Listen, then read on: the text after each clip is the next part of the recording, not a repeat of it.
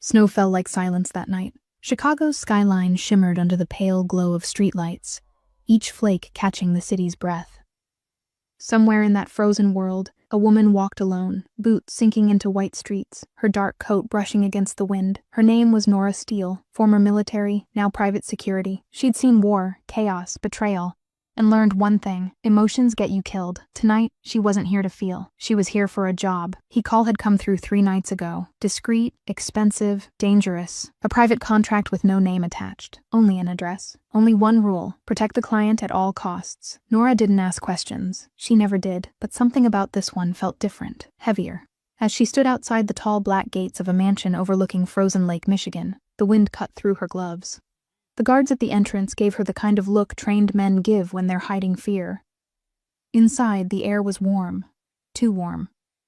And at the far end of the marble hallway, he was waiting. Lorenzo DeLuca. The name alone could silence half of Chicago. He wasn't what she expected. Not loud, not cruel. He sat behind a desk of dark mahogany, suit perfect, eyes sharper than glass. When he looked up, it felt like he'd already read her file, her history, her heartbeat. "You're the new bodyguard," he said, voice low, measured. "You came highly recommended. Former Army, precision shooter, strategic, no emotional ties." He paused, almost amused. "Let's hope that last part stays true." Nora didn't flinch. "I follow orders, Mr. DeLuca. That's all that matters."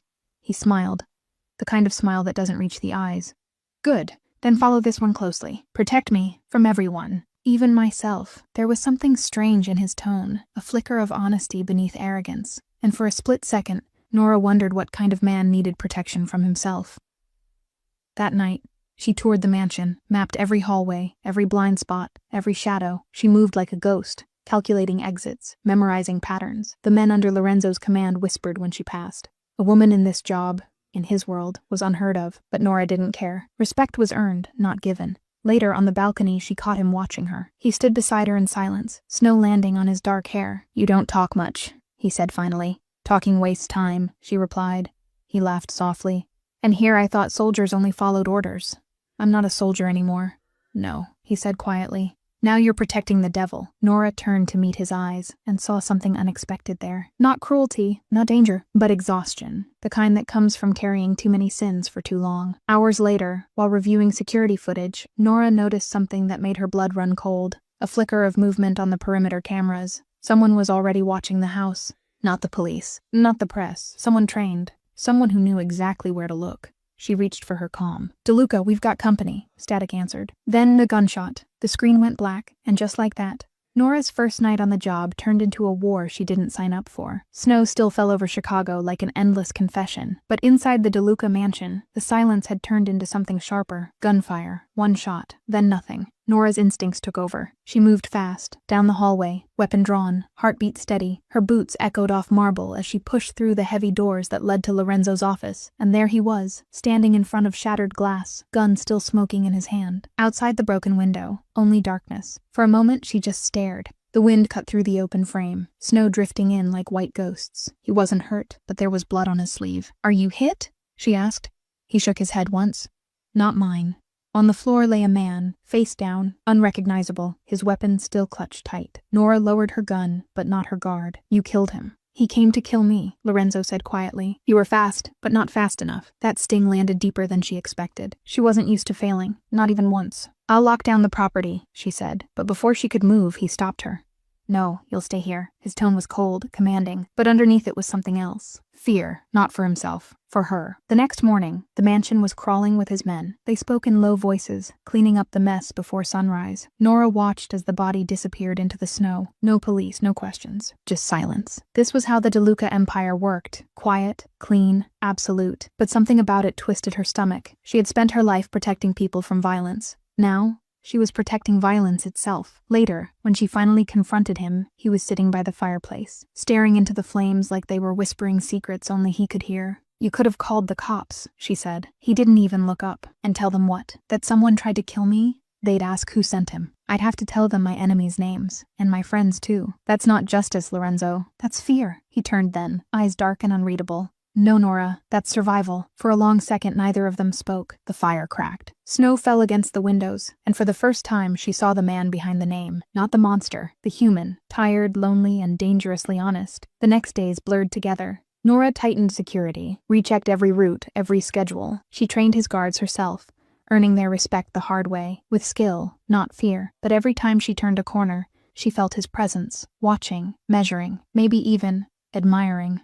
One evening, she caught him on the balcony again, coat draped over his shoulders, snow gathering at his feet. "You shouldn't be out here without protection," she said. "That's what you're for, isn't it?" He smirked. "Not when you ignore my orders." He raised a brow. "You give me orders now? When it comes to keeping you alive?" "Yes." He smiled, this time softer. "Then maybe I hired the wrong bodyguard. You don't protect people, Nora. You command them." For a brief, dangerous second, their eyes met, and she hated how her heart skipped. Later that night, she reviewed the footage again, frame by frame, and that's when she noticed it. The attacker who broke in wasn't alone. There was another figure in the snow, waiting near the tree line, watching, and when the lens caught his face for a single, flickering second, Nora froze. She knew that face. Someone from her past. Someone who was supposed to be dead. Snow fell heavier that night, blanketing Chicago in white silence. But inside Nora's chest, a storm had already started. She couldn't stop staring at the paused screen, the blurred frame of that face. The security feed flickered, distorting, but not enough to erase the truth. She knew him. She'd trained with him. Ethan Ward, her former commanding officer, and the man she had watched die 3 years ago in Afghanistan. Her breath caught. The ghost she buried had come back to life, and they were standing outside the DeLuca mansion. Nora replayed the footage again and again, hoping she was wrong. But Ethan's profile, that sharp jawline, the way he moved, it was him. It had to be. She locked the screen, rubbed her eyes, and steadied her breathing. No emotion, no panic. Focus, Steele. Down the hall, the fire still burned in Lorenzo's office. The house was quiet, but she knew he hadn't slept. Men like him didn't. They carried insomnia like a second skin. When she entered, he was standing near the window, staring out at the endless snow. His jacket was gone, his sleeves rolled up, and there was that faint scar near his wrist, an old wound, not healed properly. "You should rest," she said quietly. He turned. "So should you." Nora hesitated. Her mind was racing, but she couldn't tell him. Not yet. If Ethan was really alive, this wasn't just a threat to Lorenzo. It was a message to her. "I checked the perimeter," she said instead. "No movement. Whoever attacked you last night won't try again soon." He studied her. His gaze was too perceptive, too dangerous. "You're lying," he said simply. She froze. "What?" "Your voice gets lower when you lie. I've been listening." She exhaled slowly, forcing control back into her tone. "Then stop listening." He smirked faintly. "Can't. Not when you're the only one in this house who doesn't flinch around me." For a moment, the world shrank. Just them, the snow, the silence. There was something magnetic about him. Not just his power, but his restraint. The kind of man who could destroy everything with one word, and yet chose to stay quiet. "You don't scare me," Nora said. "Good," Lorenzo murmured. "Because I don't need another guard who fears me. I need one who understands me." She almost said, "I don't want to understand you." But the truth hung there, heavy. Part of her already did. He stepped closer. Close enough that she could smell the faint trace of whiskey and winter on him. "You keep people alive, Nora," he said softly. "But who keeps you alive?" Her throat tightened. There was no answer for that. A sound broke the silence. A faint beep from her comms. Static, then a voice she hadn't heard in years. "Nora, it's been a while." She froze. Every instinct went on high alert. Lorenzo watched her face change, saw the shift from calm to chaos. "Who is that?" he asked. She didn't answer. The voice came again, clearer this time. "Still protecting the wrong people, soldier?" Nora ripped the earpiece out and crushed it in her hand. Her pulse thundered in her ears. Ethan. He was alive. And close. Lorenzo stepped forward, voice sharp. "Tell me what's going on." She wanted to, but saying his name out loud would make it real. "It's nothing," she lied. "Don't lie to me." She met his gaze, defiant, trembling, trapped between her past and the man she was sworn to protect. "This isn't about you, Lorenzo," she said quietly. "It's about me." His expression hardened, but his voice lowered, almost gentle. "Then whoever it is, they just made it about me." Outside, snow whipped against the windows. Somewhere beyond the gates, headlights flickered in the dark. One car, idling, waiting. Nora knew what was coming. The war she'd tried to leave behind had just found her again, and this time, it was coming for both of them. Morning came, but the sun never broke through the Chicago snow. The DeLuca mansion sat in silence, blanketed in white, too still, too calm. Inside, Nora hadn't slept. She stood by the window, coffee gone cold in her hand, her reflection staring back at her like a stranger. She could still hear that voice from last night echoing in her mind. "Still protecting the wrong people, soldier?" It wasn't just a threat, it was a reminder. Her past wasn't dead, it had just been waiting. Lorenzo entered the room quietly, but she felt him before she saw him, that steady, confident presence, the kind that filled every inch of air. He wasn't wearing a suit this time. Black turtleneck, dark coat. Less Mafia boss, more man made of winter itself. "You haven't slept," he said. "Neither of you." He glanced at the snow. "Sleep doesn't survive in my world." Nora turned from the window. Your world has enemies with military training. That got his attention. He looked at her, sharp, calculating. So you do know who they are. She hesitated. Her instinct screamed don't trust him, but her heart, the one thing she thought she'd buried, whispered he deserves to know. I recognized one of them, she admitted, an old associate. From before all this, before you became my bodyguard, before I stopped believing in loyalty. Lorenzo's expression softened, but only for a moment. You think he's coming for me? No, she said quietly. He's coming for me. You're just collateral. That earned a low laugh. Not mocking, but weary. In my life, I've been hunted for money, power, revenge. Never because of someone else's past. He stepped closer. Tell me who he is. His name doesn't matter, she said, her voice breaking slightly. He died years ago. Or at least he was supposed to. For a moment neither spoke, only the faint sound of snow hitting glass. Lorenzo reached into his pocket and handed her something, a small silver coin, engraved with the DeLuca crest. Keep this, he said. Every man I trust carries one. It means protection. It means you're mine to defend. She stared at it, small, cold, heavy in her palm. I don't belong to anyone, Lorenzo. No, he said softly. But I take care of the people who bleed for me. That line hit harder than she expected. She wanted to argue, to remind him that she was here for a paycheck, not a promise. But deep down, something inside her had already started to crack. By evening, the snowstorm had grown worse. The guards struggled to see beyond the gates. Nora checked every camera feed twice, but the static interference kept coming back. Short, precise bursts. Military precision. Ethan was toying with her. She pulled her weapon from its holster, checked the chamber. Her movements were calm, but her pulse wasn't. When Lorenzo found her in the armory, she was already in combat gear. You're preparing for a fight, he said. No, she replied. I'm preparing for a ghost. He stepped closer, searching her eyes. You really think I'd let you go into this alone? This isn't your battle. You're under my protection now, Nora. And if someone wants to hurt you, they're already at war with me. Something in his tone made her chest tighten. No man had ever said words like that to her. Not as a threat, not as pity, but as a vow. She tried to mask it with sarcasm. You'd kill a man you've never met. For me, I've killed for less. For a heartbeat, she forgot how to breathe. The air between them shifted, the walls, the snow, the silence. Everything seemed to dissolve until there was only his gaze, dark and steady. You don't even know who I am, she whispered. Then tell me, he said, before someone else does. But she couldn't, not yet. Because the truth wasn't simple. It wasn't about loyalty or love or betrayal. It was about what she'd done and who she'd lost. Outside, headlights cut through the storm again, 2 black SUVs stopping just beyond the gates. Lorenzo's men reached for their weapons. Nora's comm crackled with interference. Then a voice, cold, calm, familiar. Time's up, Steele. Her blood ran cold. He was here, and this time, he wasn't coming for a warning. Snow swallowed the city that night. The storm was so heavy it blurred the world into white noise, and for a few fragile seconds it almost looked peaceful. But inside the DeLuca estate, peace had already died. The gates were breached. Engines roared. Men moved through the snow like shadows with rifles. Nora was already in motion before the alarm sounded. Her mind shifted into combat rhythm. Heart steady, steps silent, instincts sharper than fear. She'd been trained for this. She just never thought she'd be doing it here. Down in the control room, the security feeds blinked red, cameras cutting out one by one. She grabbed her earpiece. Front perimeter compromised.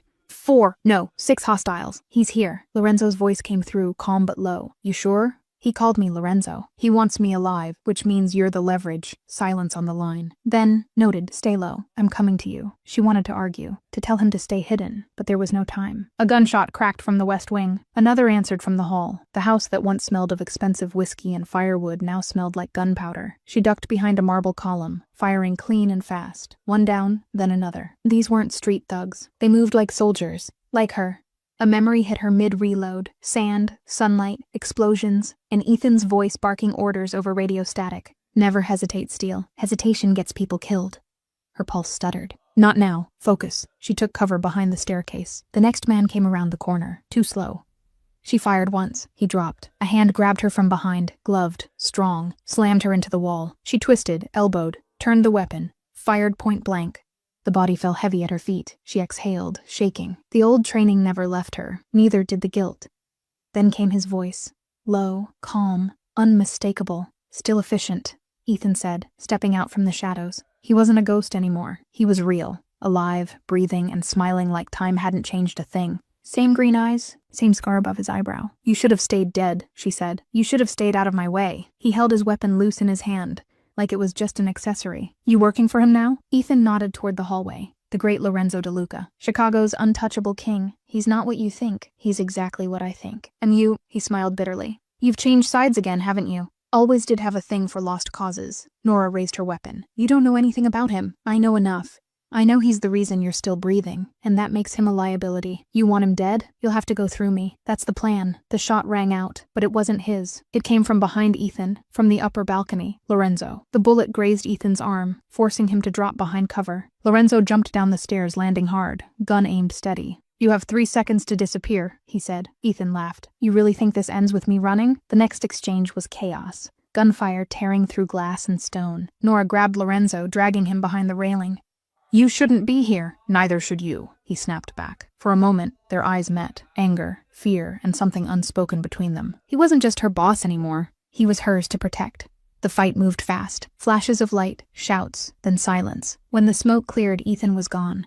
Just like that, only his voice echoed faintly through the comms. Round 1, Steele. Next time, I take what's mine. When it was over, Lorenzo leaned against the wall, bleeding slightly from a cut across his temple. You're hurt, Nora said. I've been worse. She pressed a cloth against the wound. He didn't flinch. He just watched her, really watched her. You knew him, he said finally. The man who came here tonight, you knew him before I ever did. She swallowed hard. Yes, and you didn't tell me. Because it's complicated. Complicated gets people killed, Nora. Her hands trembled slightly as she looked up. I thought he was dead. I thought I'd buried him, along with everything I used to be. Lorenzo's voice softened. You can't bury the past. You just wait for it to come digging for you. Her throat tightened. He was my commander, my fiancé. That word hung between them like a gunshot. For the first time since they met, Lorenzo De Luca had no words. The silence was heavier than snow. The night stretched endlessly over Chicago, a cold blanket of white swallowing the city whole. Inside the mansion, the fire burned low, crackling softly against the heavy silence that followed her confession. Nora stood near the hearth, shadows moving across her face, her hands still trembling slightly from the battle. Across from her, Lorenzo poured 2 glasses of whiskey, one for her, one untouched in his hand. Neither spoke for a long time. Fiancé, he said finally, his tone careful. That's not a word I hear often in this house. Nora's eyes stayed on the flames. It was a long time ago, and now he's trying to kill you? Now he's trying to finish what the world started. Her voice cracked, quiet but sharp. Ethan was a soldier who believed in purpose. When the war ended, he didn't know how to live without one. I left the military. He didn't. He joined a private syndicate, mercenaries for hire. I told him I couldn't follow that path. Lorenzo sipped his drink, his gaze never leaving her. So he made you the enemy. He made me the traitor. Her words hung in the air, raw and fragile. He took a slow breath, setting the glass down. You realize what this means, don't you? That he's not going to stop. No, Lorenzo said softly. It means you've just become my weakness. Her heart faltered. I don't want to be anyone's weakness. Neither did I. He looked away then, into the snow outside, a man carrying too much truth for his own comfort. Hours passed. The storm eased, but the tension between them didn't. The mansion was being repaired. Shattered glass replaced. Bullet holes patched, but the real damage wasn't in the walls. Nora couldn't shake the sound of Ethan's voice in her ear. That taunting calm, the certainty that he wasn't done. Every instinct screamed she should leave, protect him by distance. But she couldn't walk away, not now. When she finally found Lorenzo again, he was in the study, backlit by the dim glow of a desk lamp, reading through reports. His expression was stone, but his eyes betrayed something quieter, worry. Your men are spread too thin, she said. He'll find a way in again. I'm not afraid of him. You should be. He looked up at her, that same measured stare, but this time, there was no judgment in it. You think fear keeps people safe, Nora? It doesn't. Fear makes them predictable. Then what keeps you safe? Control. And what happens when you lose it? A faint smile touched his lips. I hire someone like you. The air shifted between them again. That pull, that impossible line they both refused to cross but kept standing too close to. You shouldn't have to protect me from your past, Lorenzo said finally. If this man wants a war, he'll get one. But you need to decide where you stand. You think I haven't? I think you're still deciding whether I'm worth saving. Her breath caught, because he wasn't wrong. Later that night, she walked the corridors alone. The house was quiet, the snow outside glowing blue under the moonlight. She stopped by the balcony, the same one where they first talked. The city stretched below her, distant and cold. Lorenzo joined her silently. For a moment, neither spoke. You know, he said softly, the first time I saw you, I thought you'd last a week. And now? Now I don't know how to run this house without you. She turned toward him, caught off guard. That's dangerous talk, Lorenzo. Everything about you is dangerous. The words lingered, breath turning to mist in the winter air. For the first time, she saw the man, not the boss. Someone tired of pretending he didn't care. You should get some sleep, she said, breaking the silence. Only if you stay where I can see you. He smiled faintly, and for a moment, just one, the world outside didn't exist. Two broken souls, bound by danger, standing in the quiet glow of falling snow. But peace never lasts long in Lorenzo De Luca's world. Her calm buzzed again, one short burst, encrypted. She frowned, opened the channel, no voice, just a single image. Ethan, standing outside the mansion gates, holding the same silver coin Lorenzo had given her, a message, a warning, and a promise. Round 2, his voice whispered through the static. You can't protect him forever. Nora's pulse went cold.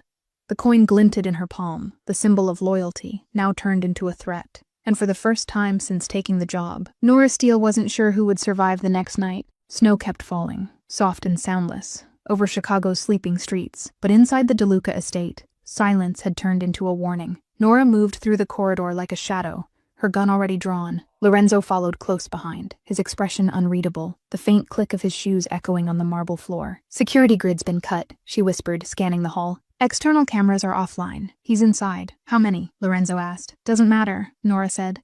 He wouldn't come alone. She caught a flicker of movement through the snow-glazed window, figures slipping through the dark. Disciplined, deliberate. Mercenaries, trained, professional. This wasn't a warning anymore. It was a message. We move to the south wing, she said, turning to him. There's a panic route under the wine cellar. It'll get us out unseen. Running isn't my style. This isn't running, Nora said tightly. It's surviving, and right now that's my job, to keep you breathing. He hesitated, then nodded once. Lead the way. They moved fast, cutting through the empty halls. Lights flickered, power lines strained, and somewhere in the distance, a gunshot cracked. The sound tore through the mansion's calm like lightning. Lorenzo's men were already engaging. The echo of suppressed fire filled the air, but the rhythm of it told Nora what she didn't want to admit. They were losing. She stopped near the stairwell, pressing a hand against the wall. He's not just here to kill you, she murmured. He's here to take me apart, piece by piece. Then he'll have to get through me first, Lorenzo said. Voice quiet but hard. That's not how this works, she said, eyes meeting his. You die, I fail. You live, I still lose. Something flickered in his expression. Guilt? Or something deeper? You're not going to lose, he said. Not tonight. They reached the cellar, the door disguised behind racks of vintage bottles. Nora entered a code, hidden, untraceable, and the door slid open with a soft hiss. A narrow stairway led into darkness. They descended, one after the other, the cold air thick with tension and dust. Snowmelt dripped through cracks in the ceiling. Somewhere above, footsteps echoed faintly. Lorenzo broke the silence. You know he won't stop until he breaks you. He already did once. And yet, you're still standing. Nora looked back at him, her face illuminated by the small light in her hand. Because I stopped waiting for someone to save me. He smiled faintly. You've got more strength than half the men I've ever hired. Don't romanticize it, she said quietly. Strength's just what's left when everything else is gone. But she couldn't ignore the warmth in his voice, the way it steadied her in the middle of chaos. They reached the end of the tunnel, an exit that opened into the forest behind the mansion. Snow blanketed everything in sight, untouched and eerily calm. Lorenzo stepped out first, scanning the horizon. You planned this route well. I planned for every worst-case scenario, she said. And what's the worst one now? She looked at him, the wind lifting her hair slightly. That I can't do my job anymore, because I care too much. The words hung there, fragile, dangerous. Lorenzo's gaze softened, the usual steel in his voice replaced by something else. Then maybe it's not just your job anymore. Before she could answer, a sharp crack tore through the air, a rifle shot. She spun, tackled him to the ground. The bullet shattered the tree behind them. Sniper, she hissed. They rolled behind a snow-covered boulder, breath coming fast. Lorenzo's hand gripped hers instinctively. You hit? No. Then tell me what to do. It was the first time she'd heard him say that. Tell me what to do. The control he always wore like armor was gone, replaced by trust. Nora peeked over the rock, scanned the ridge. 2 heat signatures. 1 sniper, 1 spotter. Ethan's style, surgical, merciless. She took a deep breath, exhaled slow and aimed. 2 shots. Clean, precise, silence. The echo faded into the snow. Lorenzo turned toward her, eyes filled with something fierce and unspoken. You just saved my life again. Don't make it a habit, she whispered, adrenaline still shaking her hands. He reached out, brushed the snow from her cheek. You can't keep doing this alone, Nora. I was never meant to protect someone like you, she said softly. Men like you burn the world to stay warm.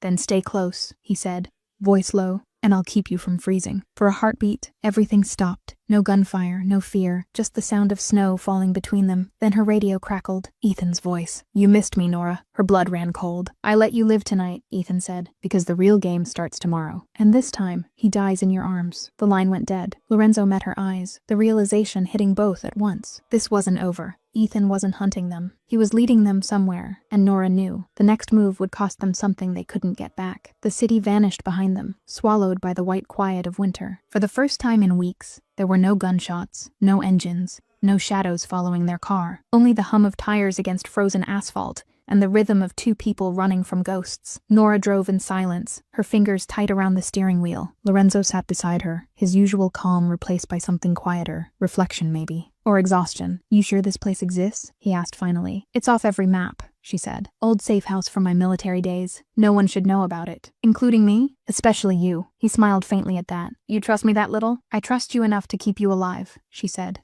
"That's as far as it goes." The road curved into the forest, winding higher into the mountains. Snow fell heavier now, thick flakes clinging to the windshield, blurring the world into shades of gray and white. When they finally reached the cabin, it looked almost forgotten. Wood dark with age, roof heavy with snow, smoke long gone from the chimney. "Charming," Lorenzo muttered. "You bring all your clients here? Only the ones people want dead." She stepped out first, scanning the perimeter, then gave a quick nod. "Safe, but for now." Inside, the air was cold but still. Nora moved with purpose, checking windows, lighting the old stove, setting the generator to hum softly in the back room. Lorenzo watched her quietly, jacket slung over his shoulder. "You do this often?" he asked. "Hide? Disappear." She looked at him then, really looked, the firelight flickering in her eyes. "I learned early on, sometimes survival means vanishing before anyone notices you were ever there." He didn't answer, just nodded, as if he understood all too well. By nightfall, the cabin felt almost alive again, the fire burning, snow drifting past the windows, shadows dancing across the wooden walls.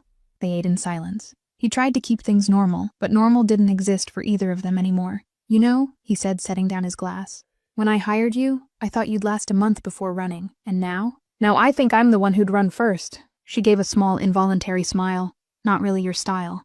You'd be surprised. Everyone runs from something, even Mafia bosses, especially them." The air shifted, softer, heavier. For the first time, she saw the cracks behind the legend, the weight in his shoulders, the shadows in his voice. "What about you?" he asked. "What are you running from?" "Memories," she said quietly. "Some I can't forget. Some I'm afraid I might." He leaned back, studying her like he was memorizing a language he wasn't supposed to speak. "You don't let anyone close, do you?" "Close gets people killed. And yet here we are." The fire snapped softly. Neither moved. The silence between them said everything words couldn't. Later, Nora stood by the window, watching snow gather on the sill. Her reflection stared back, pale, tired, unsure. Behind her, Lorenzo moved quietly, setting a blanket on the couch where he'd decided to sleep. "You take the bed," he said. "I've slept in worse places." "I'm not arguing," he said, smiling faintly. "You always win anyway." "Not always." He stopped, turned toward her. Something in her tone caught him, that edge of sadness buried under strength. "What did you lose, Nora?" he asked softly. She hesitated. "Then, my sense of peace. A long time ago." He took a slow breath, stepped closer, the distance between them narrowing to heartbeats. "Maybe you'll find it again," he said. "Maybe here." Her lips parted, but no sound came. The warmth of his presence, the glow of the fire, the snow whispering against the glass. It all felt like a trap made of tenderness, and she didn't know whether to run from it or fall into it. "Lorenzo," she murmured. "This, whatever this is, it can't happen." "Why not?" "Because if it does, I stop being your protection." He looked at her for a long, quiet moment. "Maybe I never needed protection from the world," he said softly. "Maybe I needed protection from myself." Her heartbeat stumbled. The words hit harder than any bullet ever could. Hours later, she thought he was asleep. But when she checked the door locks one last time, his voice came from the dark. "Nora." "Yeah?" The blood drained from her face. In one motion, she killed the light and drew her gun. Outside, faintly, the snow moved. One set of prints circling the cabin, then two, then three. A voice whispered through the night, carried by the wind. "You can run, Nora, but you can't hide forever, Ethan." Her eyes met Lorenzo's in the dark. He didn't speak. He didn't need to. They both knew. This wasn't a standoff anymore. It was a countdown. The storm had thickened overnight. Snow swirled around the cabin like a living thing. Beautiful, silent, and cruel. But beneath that silence, something darker stirred. Nora's instincts screamed before the first sound reached her ears. Footsteps, slow, deliberate, crunching through snow just beyond the tree line. She motioned to Lorenzo with 2 fingers. "Stay low." The next second, glass shattered. A flash grenade rolled across the floor. Light and sound erupted. "Down!" she shouted, tackling Lorenzo behind the couch. The world went white. Ears ringing. Heat, motion, chaos. When the noise cleared, gunfire followed. Sharp, precise, professional. They were surrounded. Nora moved like muscle memory. Low, fast, precise. Her rifle barked twice. 2 bodies dropped outside the window. She grabbed Lorenzo's arm and pulled him toward the cellar. "We need cover," she yelled. "I'm not hiding again." He snapped back, chambering his pistol. "This isn't hiding. It's fighting smart." Their eyes locked for a heartbeat. Defiance meeting command. And then they moved together. a perfect rhythm forged by chaos. Every corner they passed was a memory of warmth now burned away by survival. The crackling fireplace, the untouched glasses on the table, the promise of safety, gone. They reached the back door. Nora kicked it open, snow blasting inward. They stepped into the storm, cold slicing like glass against their skin. She could barely see 10 feet ahead. Shadows moved through the white. 3, maybe 4 men. Ethan's voice drifted faintly through the wind, taunting. Still protecting him, Nora? You never did learn when to walk away. Her breath hitched. Lorenzo froze. That voice, calm, intimate, venom wrapped in nostalgia. He's close, she whispered. Then we end this, Lorenzo said. He moved a step forward. She grabbed his wrist. No, he wants you visible. And what does he want from you? She looked at him. Regret. Before she could move again, a bullet slammed into the wood beside them, splinters exploding across her cheek. She fired back, dropped another man. They're flanking, she shouted. Not for long. Lorenzo moved to the other side, covering her, his aim deadly, precise. He fought like he lived, with control, calculation, and no fear of death. But this wasn't about control anymore. It was about her. When the last of the gunfire faded, she caught the movement too late. A shadow behind Lorenzo, raising a rifle. Her scream tore through the snow. Lorenzo, she didn't think, just moved. One shot. The man fell, but so did she. Her leg buckled, blood seeping into the snow. She hit the ground hard, biting back a cry. Lorenzo was there in seconds, dropping beside her. Nora, no, stay with me. It's just a graze, she breathed, teeth clenched. I've had worse. He pressed his hand over the wound anyway, snow melting under the heat of their skin. His voice broke, barely above a whisper. You could have let me take the hit. You're the job, she said, trying to smile. Can't fail the job. You think that's all this is now? He said. She looked up at him, eyes glistening in the dim light of the storm. It has to be. Then why does it hurt like this? The silence that followed said everything. He cupped her face with a trembling hand. And for the first time, she didn't pull away. Lorenzo, you saved my life more times than I can count, he said softly. Let me save yours now. You can't. Try me. And then before logic could speak, before duty could interrupt, he kissed her, gentle, desperate, real. The world fell away. The snow, the pain, the danger, gone. For one stolen moment, there was nothing but warmth. When he pulled back, his voice was barely a whisper. You break every rule, Nora Steele. You make it too easy to forget them. The calm didn't last. A shadow moved again in the distance, taller, slower, deliberate. No mask this time. No team, just one man, Ethan. He stepped into the clearing, rifle slung low, eyes fixed on them. Snow fell between them like falling ash. You chose him, he said quietly. I chose peace, Nora replied. Peace doesn't exist for people like us. Then I'll make it exist. He smiled, cold, broken, familiar. You'll die trying. Maybe, she said, raising her weapon. But at least I'll die free. The wind howled, the world paused, and the three of them stood locked in a triangle of history, betrayal and love. Then the shot rang out. But it wasn't clear who fired first. The world went white when the shot fired.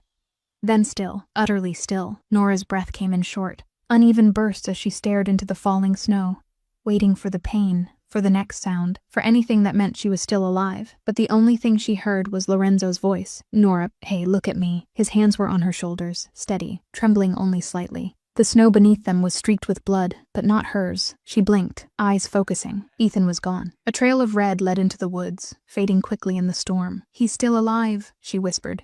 Then we'll find him later, Lorenzo said, voice rough. Right now, we stop you from bleeding out. I told you, it's not just a graze. She didn't argue this time. Pain clawed its way up her thigh, sharp and real. He lifted her gently, carrying her back toward the cabin, his breath fogging in the freezing air. You don't have to. You've carried enough people, Nora, he said. Let someone carry you for once. Inside, the fire still burned, faint, flickering, stubborn. He set her down near it, ripped a strip from his shirt and pressed it to her wound. She hissed through her teeth, gripping the floorboards. Easy, he murmured. Almost done. You're surprisingly gentle for a man who shoots people before breakfast. Only the ones who deserve it. So, everyone? He smiled, that rare, quiet curve of his lips that didn't reach his eyes. Almost. For a long moment, neither spoke. The storm outside howled like something alive, but in the glow of that small fire, the world felt distant, fragile. Lorenzo poured a bit of whiskey into a rag, cleaning her wound carefully. Every touch carried something unspoken. Guilt, gratitude, longing. You shouldn't have followed me into this life, she said softly. You think I had a choice? You always have a choice. He looked at her, eyes burning. So why didn't you leave when you had yours? She didn't answer, because they both knew. Leaving would have meant erasing something she wasn't ready to let go of. Hours passed. The fire grew low, the night colder. Lorenzo sat near her, his jacket draped around her shoulders. You need rest, he said quietly. And you need a plan. You always think in tactics, he said, even when you're bleeding. It's what keeps me alive. It's what keeps you from living. The words hit harder than she expected. She looked away, her voice barely above a whisper. I don't know how to live anymore, Lorenzo. Not after everything I've done. Then start now, he said softly. Start here, she met his gaze. There was no command there. No arrogance. Just a man. Tired, human, scarred like her. Why do you care so much? She asked. Because somewhere between your orders and my enemies, I stopped seeing you as someone who works for me, and started seeing me as someone I don't want to lose. The room felt smaller suddenly, the air thicker, the fire louder. She didn't pull away when he reached for her hand this time. You break every rule, DeLuca, she murmured. You taught me how. He leaned closer, voice a low rasp. Tell me not to. She couldn't. Instead, she let her head rest against his chest. Heartbeat steady, real. Later, when the world was quiet again, Nora stirred awake to the sound of distant wind. Lorenzo sat by the window, gun resting in his lap, watching the storm. Couldn't sleep? She asked softly. Didn't want to. You think he's still out there? Ethan? He nodded. Men like him don't die easy.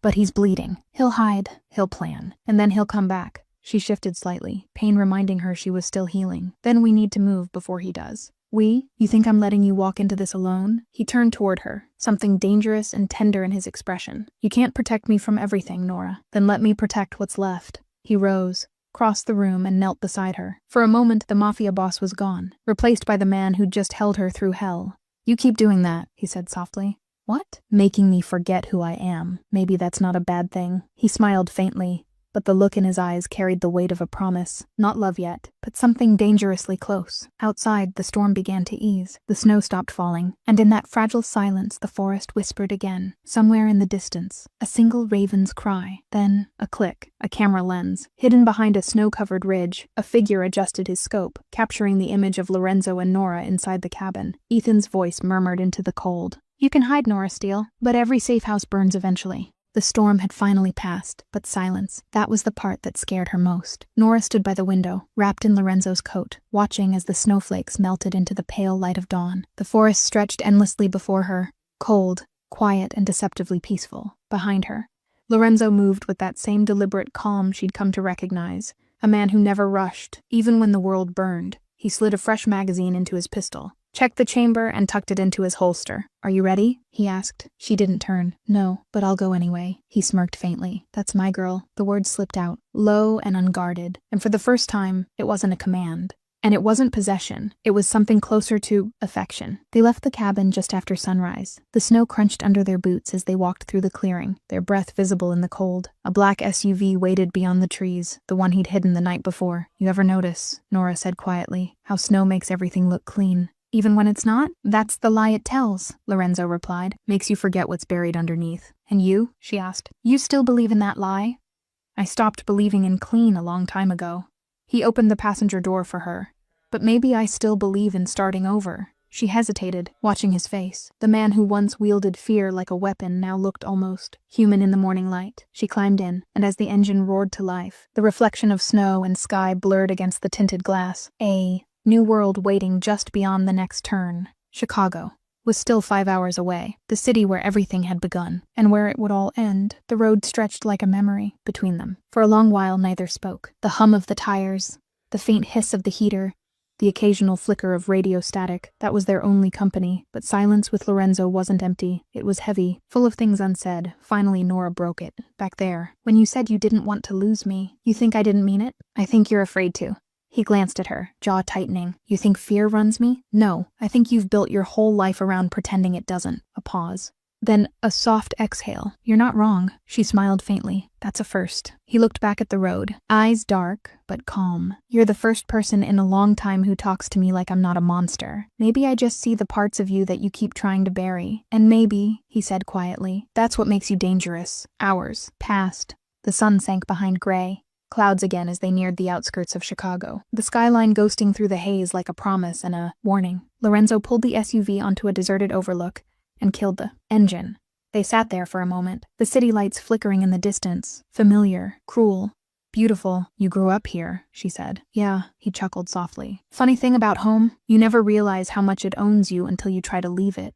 And yet you came back, because this time, I decide how the story ends. He leaned forward, pulling a folder from the glove compartment. Photos, documents, And floor plans. Ethan's network. The last pieces of the puzzle. This is where he's hiding now, Lorenzo said. Downtown. Old textile warehouse. East side. He's rebuilding fast. If we don't move tonight, he'll move first, she finished. Their eyes met. The air between them shifted. Not just strategy, but trust. So, she said softly, what's the plan? You and I walk in as ghosts. No backup. No trail. We end it clean. You mean we end him. We end what he started. She studied him, the way his hands rested on the table, and the quiet fire in his voice. And after that, he turned toward her, eyes catching hers. Steady, unreadable.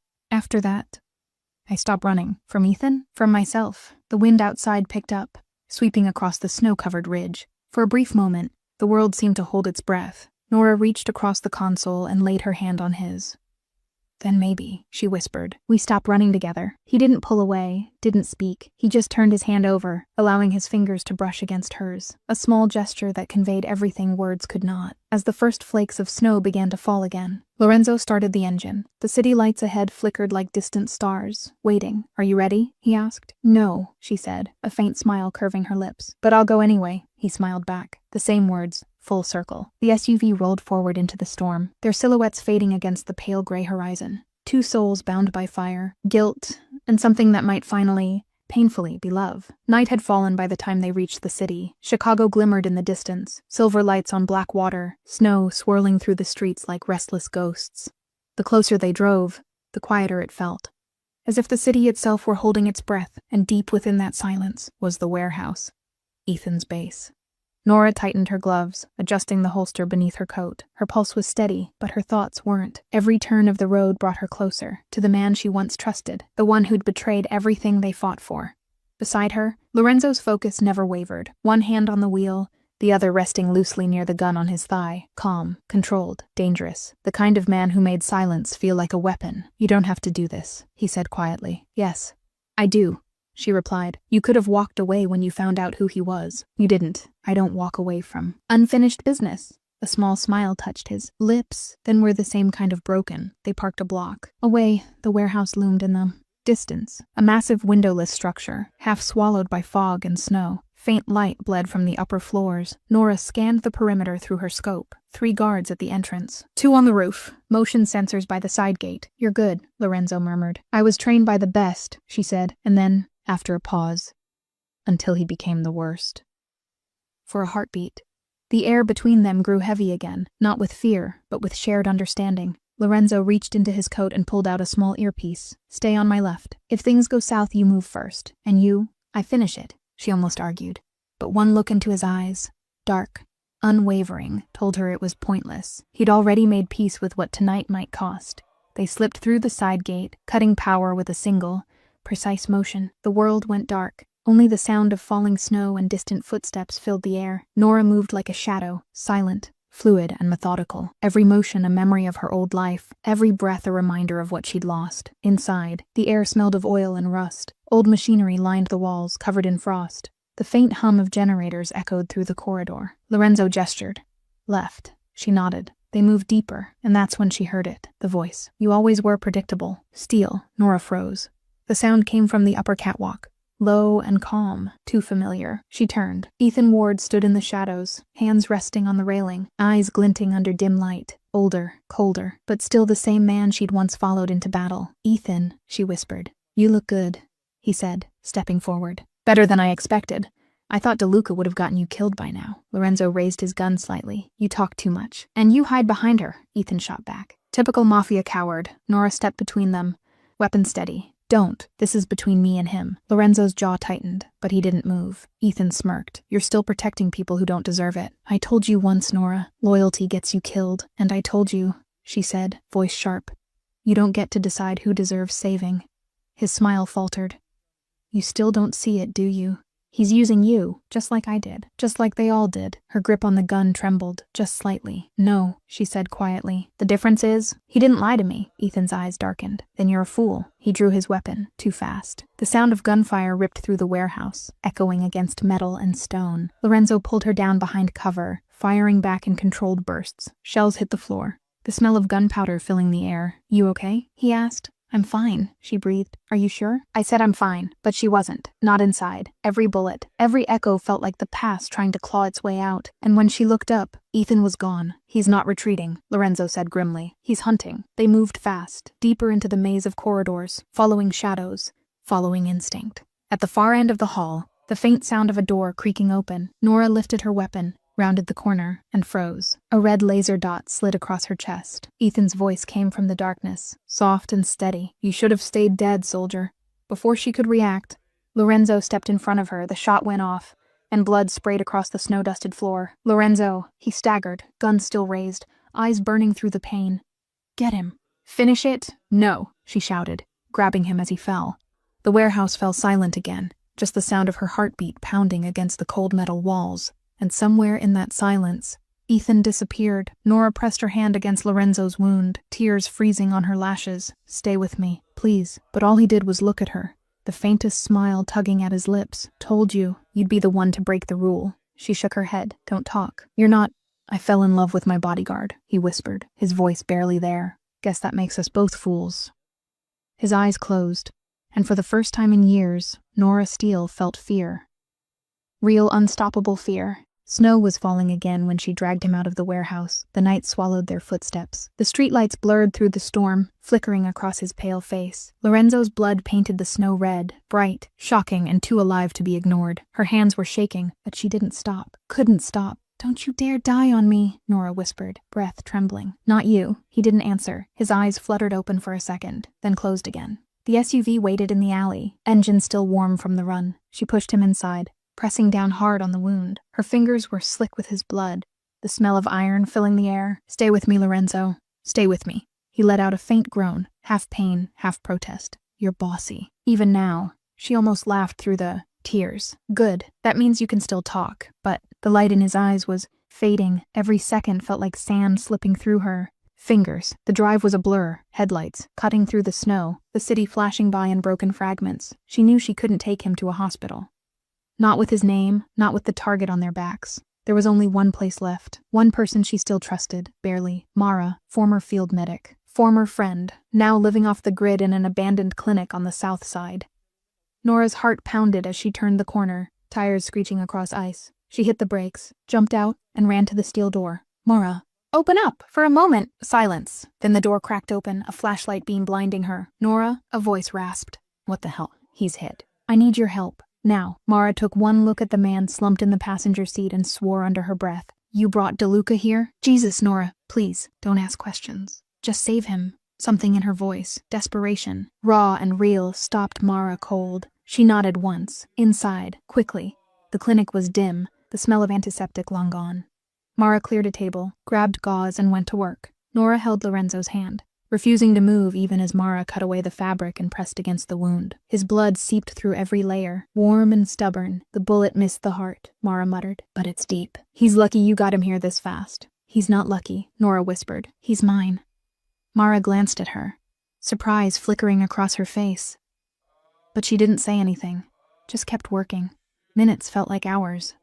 Nora's body was shaking from adrenaline and cold, but her mind stayed locked on one thought: don't lose him. When it was finally over, Lorenzo lay unconscious, pale, bandaged, breathing shallow but steady. He needs rest, Mara said. No movement for at least a few days. We don't have a few days. Then pray he makes it through the night. The clinic fell quiet again. Nora sat by his bedside, the storm raging outside the cracked window. Every gust of wind sounded like a ghost whispering her name. She reached for his hand, warm still, barely, and held it against her chest. You're not dying here. Not after everything. Her voice broke. The soldier in her wanted to stay strong, but the woman, the one she tried so hard to bury, was breaking open. I told myself I wouldn't feel anything, she whispered, that you were just another assignment, another paycheck. But you... She paused, swallowing the ache in her throat. You got under my skin, Lorenzo DeLuca. You made me forget who I was supposed to be. A faint sound, a breath, or maybe a word, escaped his lips. Then don't forget, he murmured weakly, eyes still closed. Her breath caught. You're awake? Halfway, he whispered. He's still out there. Ethan, I know, but right now, you're staying alive. That's an order. You're giving me orders now? Someone has to. He tried to smile, but pain twisted it away. You sound like a soldier again. Maybe I still am, she said softly. But this time, I'm fighting for something worth bleeding for. He drifted back into unconsciousness, and she leaned forward, brushing her fingers lightly through his hair. Her voice fell to a whisper. You broke the rule first, Lorenzo. I just followed. Outside, the snow kept falling, endless, cold, indifferent, but inside that broken-down clinic, two hearts refused to stop fighting. Still alive, still burning.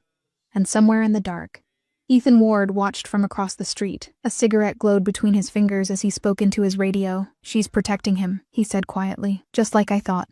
He dropped the cigarette into the snow and turned away. Then it's time to remind her who she really is. Morning came gray and hollow, the kind of cold that seeps into your bones and stays there. Nora hadn't slept. She sat by Lorenzo's bedside, still in the same clothes, eyes red from exhaustion but alert, every breath of his. Every twitch, every sigh memorized like prayer. Outside, the storm had passed, but inside her, the war had only just begun. Mara came in quietly, setting a tray down beside her. You need to eat. I'm fine, Nora said, eyes never leaving Lorenzo. Fine? Mara scoffed. You've been awake 30 hours straight. He almost died. So did you, Mara shot back. But you're acting like you don't care if you do again. Nora didn't answer, because she didn't know how to explain it, that the line between duty and desire had blurred so completely she couldn't see it anymore.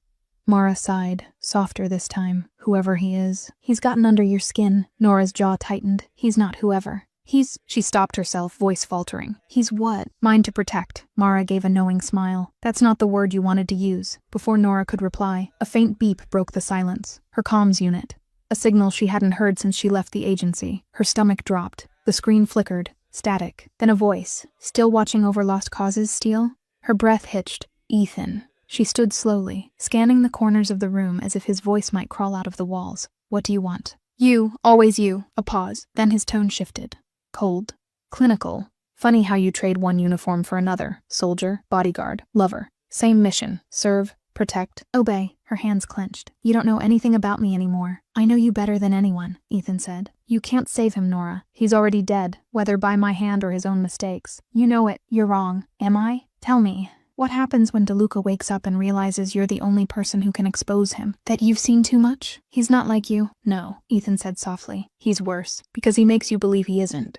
The line cut. For a moment, the room was so quiet she could hear her pulse in her ears. Later, when Mara stepped out for supplies, Nora stood by the window, staring out at the city. Snow had melted into slush. The streets glistened like glass under the pale winter sun. Her reflection stared back. The soldier, the woman, the protector. But her eyes, they looked like a stranger's. Ethan's words echoed in her head. You serve, protect, and obey. Same mission, same lie. She turned away from the glass and looked at Lorenzo. He was still unconscious, pale, fragile, and too human for the man who once commanded fear with a whisper. She moved closer, brushed a strand of hair from his forehead, and whispered, You're not the monster they say you are. Her voice cracked, barely holding together. You can't be. Hours passed. She cleaned his wound again, changed the dressing, and kept watch like it was the only thing tethering her to sanity. At some point, his breathing changed, deeper, steadier. Then his eyes opened. Where are we? He rasped. Safe, she said softly. Safe isn't real, he murmured. She smiled faintly. Then pretend with me. He tried to sit up. Pain twisted across his face. Don't move, she said, pressing a hand to his chest. He looked up at her, eyes dark, searching. You've been crying. No, you have, he said, voice quiet. Who hurt you? She hesitated. Then quietly, someone who used to be my friend. Ethan? Her eyes flicked to his. How do you talk in your sleep, he said, and I've been listening. For a long moment, neither spoke. Then Lorenzo reached out weakly, fingers brushing hers. He's trying to break you. Nora, don't let him. He already did, she whispered. He shook his head slowly. No, he just made you forget who you are. And who's that? Someone who makes even a man like me believe in something good again. Her breath caught. You shouldn't say things like that. Why not? Because I'll believe you. He smiled faintly, and for the first time in days, warmth flickered between them. Small, real, dangerous, but that peace didn't last. Down the hall, the lights flickered. A shadow passed across the frosted window. Then, the unmistakable sound of boots crunching in snow. Lorenzo's hand tensed in hers. He found us. She grabbed her weapon, eyes hardening. Then he just made the last mistake of his life. Outside, the wind began to howl again. Snow fell heavier, covering the tracks of whoever had come for them. Inside, Nora Steele, the soldier, the bodyguard, the woman who swore never to love, chambered around and took her position. This time, it wasn't about duty, it was about him, and she would kill to protect the man who'd taught her how to feel again. The first shot shattered the glass. Nora didn't flinch. She dropped instantly, pulling Lorenzo down with her as shards rained across the floor. The sound was deafening in the silence that followed, the kind of silence that only comes before a war. "They're here," she whispered. Lorenzo's breathing was still shallow, every movement costing him strength, but his hand reached for the pistol at his side anyway. "You need to go," he rasped. "I'm not leaving you. Nora, listen. No." Her voice was sharp and commanding. "I've left too many people behind. You're not going to be one of them." He looked at her, saw that steel in her eyes, the kind that didn't come from training but from loss. He nodded once, "Then we fight." Snow blew through the broken window, coating the clinic floor in white dust. Footsteps crunched outside, slow, deliberate, closing in. Nora checked her weapon, slid the magazine in, and chambered around. The sound echoed like a promise. "3 outside," she muttered. "1 rooftop sniper, high angle. Classic setup. He's not sending amateurs," Lorenzo said. "No," she replied, eyes narrowing. "He's sending a message." "What kind?" "That he knows me." The door creaked, then burst open. Nora fired first, 2 shots, clean and precise. The first man dropped instantly. The second dove for cover behind a cabinet, returning fire. Bullets tore through the walls. Mara screamed from the back room, ducking low. "You brought a war into my clinic." "You want to live?" Nora shouted back. "Then stay down." She moved fast, low, tactical, sweeping the hallway. Every instinct alive, every muscle remembering who she once was. Lorenzo tried to stand, bracing against the wall. Blood stained his bandages again. "Stay down," Nora barked. "I'm not watching you fight alone," he growled. "You can barely breathe. Then I'll die on my feet." For a second, their eyes met, a silent argument burning between them. Then she turned away, firing again, as 2 more men crashed through the side door. The fight was chaos, close quarters, brutal. Nora moved like smoke, precise and merciless. A knife flashed. She caught the man's wrist, twisted, and drove her elbow into his jaw. He hit the floor hard. Gunfire echoed again. From outside this time, a window shattered near Lorenzo's head. He ducked, scanning the rooftops. Through the falling snow, he saw it, a glint of glass. The sniper. He aimed his pistol. Hand trembling from blood loss, the shot rang out, wide. Nora turned, hearing it. "Lorenzo," he fired again. This time the bullet hit metal. The sniper's scope cracked. The shooter cursed and vanished behind cover. Nora exhaled, just long enough for a third man to rush her from behind. They slammed into a table, both crashing hard to the ground. The man pinned her down, snarling. "He said to bring you in alive." "Then he should have sent someone better," she hissed, and head-butted him, hard. He went limp. She rolled free, gasping, the world spinning for a second. Her hands were trembling, not from fear, from fury. Ethan's men weren't here to kill her. They were here to take her. She stumbled back into the main room, scanning for Lorenzo. He was slumped against the wall, gun still in hand, breathing heavily. "Are you okay?" she asked.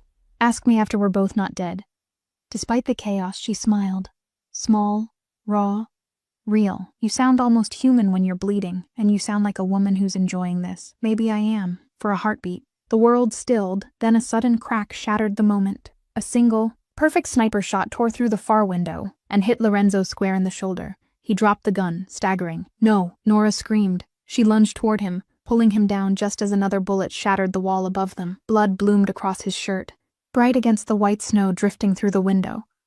"Stay with me," she said, pressing her hand to the wound. "You have to run," he groaned. "He wants you. Then he's going to have to come and get me." She grabbed a smoke grenade from her belt, her last one, and yanked the pin. "Close your eyes." The explosion filled the clinic with gray smoke, swallowing everything in haze and chaos. Through the fog, she dragged Lorenzo toward the back door, her lungs burning, her heart hammering. The last thing she saw through the smoke was a figure on the rooftop across the street, lowering his rifle. Ethan, watching her. She met his gaze through the drifting haze of snow and ash. He raised 2 fingers, like a salute, and disappeared into the night. Outside, sirens wailed in the distance. The snow had turned crimson in patches. Nora collapsed beside the SUV, cradling Lorenzo's face in her hands. His eyes fluttered open, faint but still there. "Are you still with me?" "Barely," he whispered.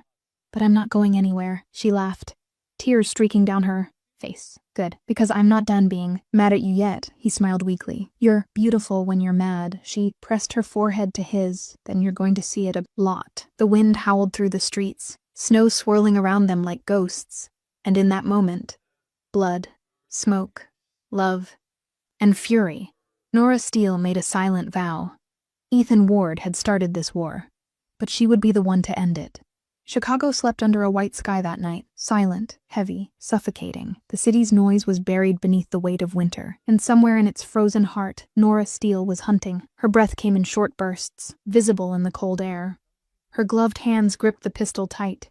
She moved like a ghost between the alleyways, quick, deliberate, and untraceable. Every step took her closer to the man who had shattered everything. Ethan Ward, she whispered to herself. You wanted me to remember you. I do. Lorenzo lay inside a safe house on the outskirts of the city, half conscious, half alive. The fire in the old brick fireplace threw long shadows across his face. Mara worked over him again, blood staining her hands. He shouldn't have moved, she muttered. He's losing too much. He won't stop, Nico said quietly from the corner, loading his weapon. He never does. Then he'll die trying. Lorenzo stirred, his voice low but sharp. Get me the phone. Mara froze. You're in no condition. Get it! Nico obeyed. He handed Lorenzo the burner, a cheap black device, cold to the touch. Lorenzo typed something slowly, his blood smearing the screen. When he was done, he pressed send, a message delivered to one person only. Warehouse 47, midnight. Don't go alone. Nora stood across from that warehouse now, a decaying steel skeleton buried under snow. Her breath clouded the air. Her pulse pounded in her throat. The message had found her 15 minutes ago. She knew what it meant. Danger, maybe a trap. But she also knew Lorenzo had sent it for a reason.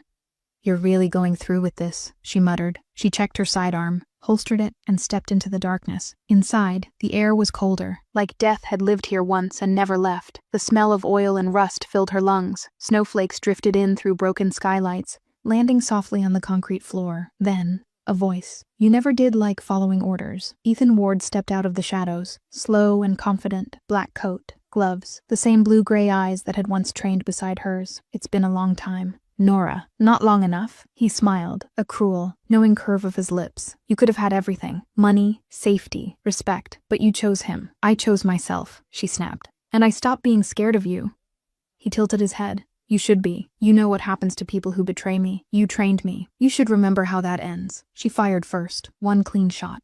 Ethan ducked, the bullet grazing his shoulder. He returned fire, forcing her behind a pillar. The gunfire echoed through the warehouse like thunder. Sparks flew where bullets met metal. It was chaos, but controlled. Two predators circling each other. Both too proud to miss. Still quick, he called out. Still stubborn. Still better than you. She moved along the shadows, counting every sound, every echo. He was closer now, 10 meters, maybe less. You think he loves you, Nora? Ethan's voice was calm, almost gentle. You think the Mafia boss sees you as anything more than a weapon? I don't care what he sees. Liar. She fired again. This time, her bullet tore through his coat. He grunted, stumbled, then laughed softly. There's the steel I remember. Cold, ruthless, empty. She stepped from behind cover, gun trained on him. You don't know me anymore. I made you. No. Her voice broke, not from weakness, but truth. You destroyed me. I rebuilt myself. They stood there, snow drifting between them. Guns aimed, memories bleeding through the silence. For a moment, the world was just them, two ghosts bound by the same past. Then Ethan lowered his weapon slightly. He's going to die. Nora, DeLuca doesn't survive men like me. You can't protect him forever. Maybe not. She took a slow step forward, but I can make sure you don't touch him again. She fired once more. The bullet hit its mark. Ethan fell to his knees, breath leaving him in a single stunned gasp. You... Always, he whispered, but the words froze before they finished. He collapsed into the snow, his blood blooming across the white floor. Nora lowered her gun, chest heaving, eyes burning. For a long moment, she just stood there, surrounded by silence, smoke, and snow. Her hand trembled. She had won, and yet her heart felt heavier than ever. She holstered her weapon and turned toward the exit, but stopped. A shadow moved in the far corner. A soft voice echoed through the dark. You shouldn't have come alone, Nora. Spun, gun raised, just in time to see a red laser dot appear on her chest. Her breath caught. Too late. The shot rang out, loud, final. Perfect. The impact threw her back against the pillar. Pain bloomed like fire through her ribs. She fell to her knees, gasping, her vision blurring as snow drifted down through the broken roof. Her gun clattered away across the floor. Nora! A distant voice shouted. Lorenzo's. She blinked, dazed. Vision fading. Lorenzo's silhouette appeared through the snow and smoke, running toward her. But before she could speak, everything went white. And the last thing she heard was his voice, breaking, desperate, alive. Stay with me. Please, Nora. Stay with me. The world was white, silent, weightless. Snow drifted across her lashes as Nora Steele fought to open her eyes. Her chest burned, not from the cold, but from the bullet that had torn through her ribs. She tried to move. Pain answered. The warehouse ceiling loomed above her, cracked and distant, like the sky itself was shattering. Somewhere far away, boots pounded against the concrete. "Nora!" Lorenzo's voice cut through the haze, raw, frantic. He stumbled through the snow and smoke, one arm still bound in blood-soaked bandages, the other holding his pistol like it weighed 1,000 pounds. "Nora! Talk to me!" Her lips moved, but no sound came out. All she could do was reach, faintly, weakly, toward the sound of him. He dropped beside her, gathering her up against him. Her blood soaked into his coat instantly. "No, no, no. Stay with me," he whispered, voice breaking. "You hear me? You don't get to die like this." Her eyes fluttered open. "You shouldn't have come. You think I'd let you do this alone? You were supposed to stay alive." He laughed, bitter, soft. "You broke that rule first, remember?" Tears froze against her skin as the cold bit deeper. She tried to smile, but her breath trembled. "He's dead?" she asked. "Yeah," Lorenzo said quietly. "You got him." Her head fell against his shoulder, relief washing through her in a fragile exhale. But he felt it, the weight of her fading pulse beneath his fingers. "Hey," he said, shaking her lightly. "Look at me." Her gaze met his, tired, glassy, beautiful. "You can't lose me twice," he whispered. "Not after everything. Then don't let go." The sound of engines roared outside, black SUVs closing in. Nico's voice came over the radio. "Boss, we've got company. You need to move now." Lorenzo pressed the radio to his mouth, fury sharpening his tone. "Get the car to the north exit. 5 minutes." He turned back to Nora, jaw tight. "We're leaving." "Hold on." He lifted her, every motion sending pain through both of them. Her breath hitched as the wound reopened, blood streaking down his arm. "You're bleeding again," she murmured. "So are you," he said. "Let's call it even." Snow hammered against the metal doors as they burst into the street. The city stretched before them, empty, frozen, ghost-like. Nico ran ahead, the door of the black SUV open. "Engine running. Boss, you drive," Lorenzo barked, sliding Nora into the back seat, cradling her head against his chest. As the car sped off, gunfire erupted behind them, flashes of light chasing through the snow. Bullets pinged against the steel. Nico swerved, tires cutting deep into the white road. Nora gasped, clutching Lorenzo's coat. "If we die, promise me something. Don't talk like that. Promise me." Her voice cracked, weak but sure. "You'll walk away from this life. No more blood. No more walls." He didn't answer at first. His jaw clenched, his eyes fixed on the storm outside. Then, finally, "Only if you walk away with me." Her laugh was faint, broken. "Beautiful, you always were bad at following rules. And you were always bad at staying safe." They reached the outskirts. An abandoned cabin near the frozen lake. Nico helped drag her inside and laid her on the couch. The firelight painted her face gold and shadow. Her skin was pale, her breathing shallow. Lorenzo tore through the med bag, hands trembling as he worked to stop the bleeding. Mara's voice on the radio tried to guide him, but he barely heard her. "Don't close your eyes," he said, pressing against the wound. "Stay with me." "Nora, I swear I'll fix this. You can't fix everything." "Lorenzo, watch me." Her fingers found his, cold, trembling. "You know what hurts the most?" she whispered. "What?" "That I spent years protecting people who never cared if I lived or died. And then I met you. And now? Now I care too much." A single tear slid down her cheek. He brushed it away with his thumb. "Then we're both guilty," he said softly. He leaned down, pressing his forehead to hers. "You told me once you don't believe in happy endings." "I don't," she murmured. "But I believe in you." Outside, the wind howled like a requiem. Inside, firelight flickered across blood and snow. Her eyes fluttered shut. Lorenzo froze, counting the seconds between her breaths. "Nora," he whispered. "Hey, don't you dare." "Nothing." He pressed his palm to her cheek. Cold, too still. Something inside him shattered. Quiet. Final, beyond repair. "No." He buried his face against her shoulder. "Please, not you." Then faint. So faint he almost missed it. A breath. Her fingers twitched. Her pulse flickered. "Lorenzo?" He looked up instantly. Her eyes were half open. She was alive. Barely. He exhaled a laugh that sounded like a sob. "You scared the hell out of me. Get used to it," she whispered. "I'm not done saving you yet." He laughed, a raw, broken sound that melted into silence as he held her close. Outside, the storm began to ease. The first rays of morning broke across the snow, but behind that fragile calm, something darker stirred, because Ethan Ward might be dead, but the war he started was not. Morning broke slow over Chicago, the kind of gray dawn that didn't bring peace, only questions. The cabin sat quiet against the frozen lake, smoke curling lazily from the chimney. Inside, Nora Steele slept, or tried to. Her chest rose in shallow breaths, a bandage stark white against her skin. Lorenzo sat beside her, unshaven and silent. watching the fire burn down to embers. He hadn't slept in 2 nights. He didn't need to, not when every flicker of her pulse meant more than his own heartbeat. He traced the edge of the bandage on her shoulder, whispering, more to himself than to her, "You shouldn't have followed me into this world." Her voice came faint, barely a whisper. "You didn't give me much choice." He froze, then looked up. Her eyes were open, tired. "Yes, but alive. You don't quit easily, do you?" he said softly. "I was trained not to." She tried to sit up, winced, and he steadied her with a gentle hand. "You should rest, and you should stop blaming yourself. You got shot because of me." "No," she said. "I got shot because I loved you." That silenced him. The words hung between them, raw, unguarded, heavy as snowfall. "Say something," she whispered. He looked at her, eyes burning with something more than pain. "You think I don't love you, Nora? I think you don't know how." He laughed once, quiet and brokenly. "You might be right." Hours passed. Mara arrived with medical supplies, muttering about madness and miracles. Nico checked the perimeter, silent and grim. By evening, Nora was strong enough to stand. She walked slowly to the window, watching the snow fall across the lake. Endless white, endless silence. "He's gone," she said. "Ethan's gone. But it doesn't feel over." Lorenzo joined her, standing close enough to feel her warmth, because it isn't, he said. "You think someone else is coming? In our world, there's always someone else." She turned to him, eyes sharp again, the soldier resurfacing. "Then let me finish this with you. You've done enough. Don't do that," she snapped. "Don't push me out because you're scared to lose me again." He didn't answer right away. Instead, he took her hand, rough against gentle, and placed something in her palm. A small silver key, cold, heavy, meaningful.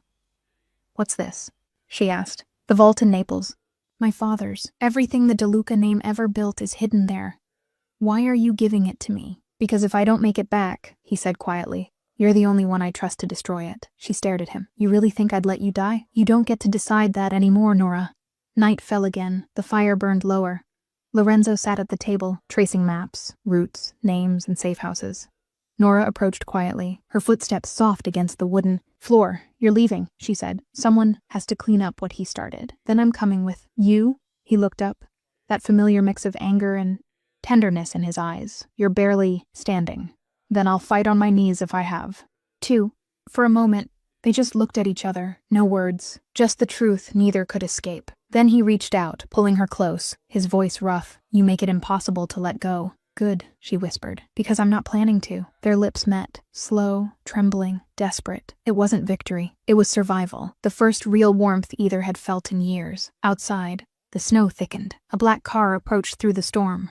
Silent, unmarked. Inside the cabin, the two of them didn't hear it at first. They were too lost in each other, in the fragile illusion of peace. But then, headlights cut through the window, engines idled, doors opened. Nico shouted from outside, "Boss! You need to see this." Lorenzo pulled away, eyes narrowing. Nora reached instinctively for her gun. They stepped out into the snow together. 4 men stood near the car, dressed in black coats, faces shadowed. One of them stepped forward, holding a sealed envelope. "From whom?"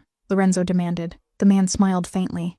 "From the one who trained her." Nora froze. Her stomach turned to ice. "That's not possible," she whispered. "Ethan's dead," Lorenzo said. The messenger dropped the envelope at their feet. "Then tell me why his signature's still fresh." The men turned and left, their taillights disappearing into the storm. Lorenzo bent down and picked up the envelope. It was sealed with black wax, an insignia neither of them had seen before. Nora reached out with shaking hands. "Open it." He tore it slowly. Inside was a single photograph. Grainy, taken from a distance.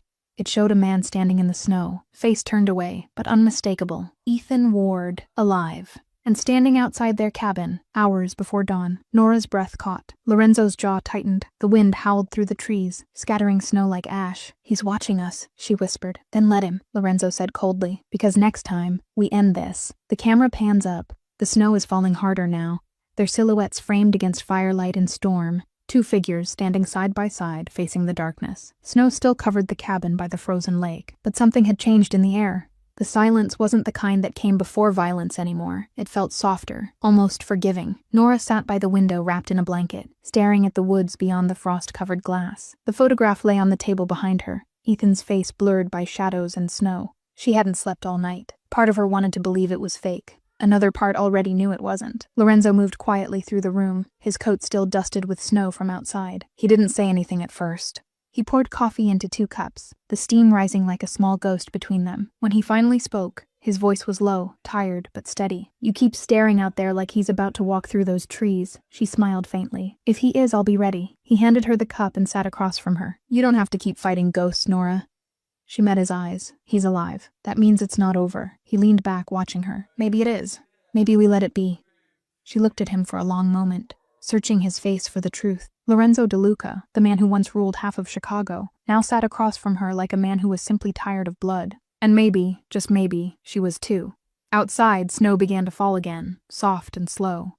She spoke quietly. "You think we could really walk away? I've killed for less," he said with a bitter smile. "But this is something worth living for." For the first time in years, she felt something inside her shift. Not fear, not duty, just the quiet ache of wanting peace. She reached across the table, her hand resting over his. "Then let's try." He didn't answer right away. He just turned his hand over and laced his fingers with hers. For a long while, neither of them spoke. The fire cracked softly in the corner, the world outside fading into a blur of white. When she finally broke the silence, her voice trembled. "I thought love would make me weak, but it didn't.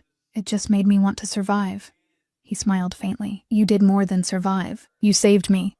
She shook her head. "We saved each other." He stood and walked to the small desk near the fire. There, beneath a pile of papers, lay a single envelope, sealed, unmarked. He tossed it into the flames. The paper curled and blackened instantly. "What was that?" she asked. "Everything I still owed this life." The firelight reflected in her eyes as she watched it burn. "Then that's it," she whispered. He nodded. "That's it." They packed what little they had over the next few hours. No weapons this time, no maps, no plans. Just clothes, documents, and the key Lorenzo had once given her. By the time the sun began to dip behind the trees, the SUV was loaded. Before leaving, Nora stepped outside one last time, boots crunching in the snow. She turned back toward the cabin, the place that had been both a battlefield and a sanctuary. The wind bit at her cheeks, but she didn't mind. She whispered under her breath, "We're done running." Lorenzo joined her, his hand slipping into hers. "Where to?" "Anywhere that isn't here." He smiled, a real one this time. "Then anywhere sounds perfect." They drove through the forest road as night settled, headlights cutting through the snow. For the first time, there was no chase behind them. No shadows, no gunfire, no ghosts. Just the hum of the engine and the sound of her breathing beside him. After a long silence, she turned toward him. "You really think people like us get happy endings?" He didn't take his eyes off the road. "No," he said softly, "but maybe we get another chance. And that's close enough." Her head leaned against his shoulder, her eyes finally closing. The city lights were long behind them now, swallowed by the white horizon. Somewhere far ahead, there would be new roads, new names, and a life that didn't demand blood for loyalty. As the car disappeared into the snowy distance, the fire in the cabin burned down to ashes. The photograph of Ethan Ward still lay on the table, half buried under a drift of snow that had slipped through the cracked window. The wind caught its edge and turned it face down, and for the first time in a long time, the world let them go. The snow had begun to melt in the small town 3 hours north of Chicago, the first hints of spring softening the air. Nora watched the icicles dripping outside the window of their rented cabin, smaller, quieter than the one they'd left behind. It didn't look like much from the outside, just wood and silence, but inside, it felt like peace. For the first time in years, mornings weren't about gunmetal and shadows. She woke to the smell of coffee, to Lorenzo's quiet hum as he tried to fix the old radio that never quite worked. There were no guards, no codes, no orders. Just him, just her, just the echo of what they'd survived. He caught her watching him that morning and smiled. "You keep looking at me like I might disappear." She smiled back faintly. "Maybe I still can't believe you're here." He set the radio down, crossed the room, and brushed a loose strand of hair from her face. "Then believe it. We made it out." The words should have felt final, but Nora knew peace wasn't that simple. Sometimes the quiet could be louder than war. There were nights when Lorenzo would wake drenched in sweat, the ghosts of the past clawing their way into his sleep. And there were mornings she'd find herself reaching for a weapon that wasn't there. They were both learning what it meant to live without armor. Days passed slower now. Lorenzo had found work repairing old cars in a nearby garage. He liked it.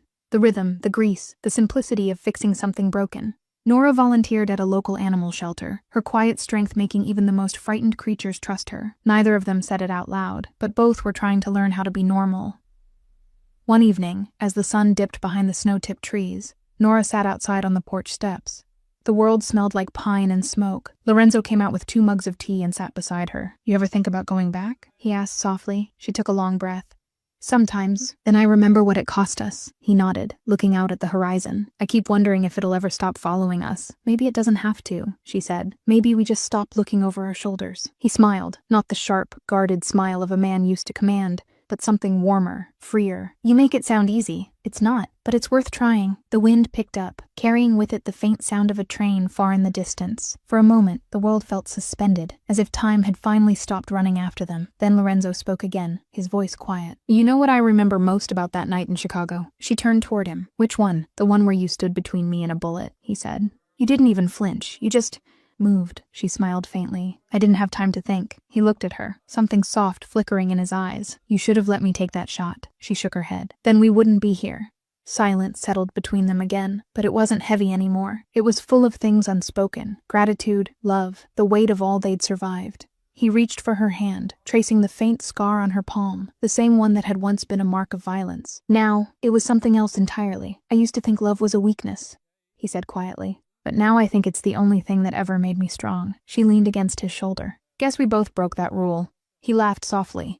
Yeah, and I'd do it again. The snow began to fall lightly once more, not the stormy kind that erased everything, but soft, like forgiveness. The sky was pale blue fading into silver, and the cabin windows glowed with the warmth of the fire inside. For the first time, Nora realized she wasn't waiting for the next battle. There was no plan, no escape route, no fear of tomorrow. There was only this moment, quiet, imperfect, and real. She whispered almost to herself, we made it out alive. Lorenzo turned his head slightly toward her. No, he said softly. We did more than that. We found something worth living for. She smiled, eyes glistening. Then maybe it's time we stopped surviving and started living. The wind stirred the trees. Somewhere far away, the last traces of their old life disappeared beneath the snow. And in that quiet little cabin, surrounded by everything they'd lost and everything they'd found, Nora Steele finally let herself believe in peace. The last of the snow had melted by the time spring came to the little town. The lake that once froze solid was now awake again, water rippling under sunlight, soft wind carrying the smell of new beginnings. Nora stood at the edge of the dock, hands in her pockets, watching the reflection of the sky shimmer across the surface. It felt unreal, this quiet.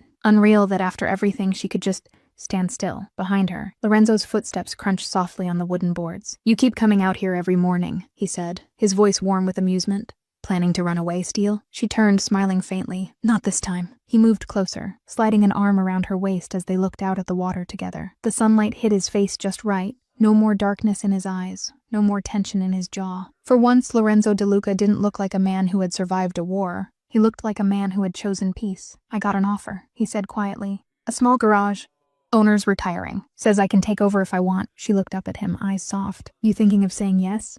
He shrugged. Depends. You sticking around? She smiled. Depends. You planning on paying me this time? He laughed, and the sound broke something open inside her. That rare kind of laughter that felt like healing. Tell you what, he said, brushing a thumb along her cheek. I'll pay you in quiet mornings and long nights. Deal? Deal. For a long moment they stood there, saying nothing. Just the sound of the water, the wind, the world moving forward. Every scar, every loss, every sleepless night, it had all led to this. To a life not of riches or power, but peace. He kissed her forehead, whispering against her skin, You saved me, you know. She smiled faintly. We saved each other. Later that evening, they sat on the porch watching the sunset paint the sky in gold and crimson. The world looked softer in that light, as if it was giving them permission to start over. Lorenzo reached into his jacket pocket, pulled out a small box and placed it gently in her hand. Nora froze. Her heart stumbled. Before you say anything, he said quietly, I know we're not the fairy tale type. But this, he gestured between them, feels like the closest thing to home I've ever had. And I don't want to spend another day without knowing it's real. Her fingers trembled as she opened the box. Inside was a simple silver ring. No diamonds, no grandeur. Just honest, steady light. She looked up at him, eyes wet. You sure about this? I was never sure about anything, he said. Until you. The tears came before she could stop them. And when she leaned forward, kissing him with the kind of love that had survived bullets and betrayal and time itself, the world seemed to go quiet again. The kind of quiet that means safety. The kind that means home. A soft laugh escaped her lips against his. Guess we really broke the one rule. He smiled. And look how that turned out. They stayed there long after the sun disappeared, holding on to each other while the stars began to spill across the sky. Somewhere in the distance, the faint echo of a passing train hummed, not as a reminder of the past, but as a promise of all that was ahead. Nora rested her head on his shoulder. What now? Lorenzo looked up at the night, his voice calm and certain. Now, we live. And as the camera would fade, if this were a film, it would linger on them. Two souls who had walked through hell and somehow found heaven in each other's arms. Because sometimes, the most dangerous love stories don't end in tragedy. They end in peace. If you felt their